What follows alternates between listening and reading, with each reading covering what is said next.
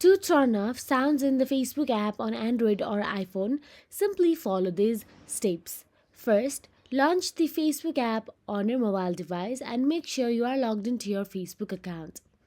Then, simply tap on the three dashboard option available in the bottom right corner of your screen to navigate to the menu section of the Facebook. Then scroll down and tap on the settings and privacy. Then inside settings and privacy, tap settings. Now scroll down to the preferences section and tap media. And if you don't find one, then tap on the search icon available in the top and search for the media and simply tap on it. Now find the sounds in the app option and toggle the switch off to disable all in app sounds.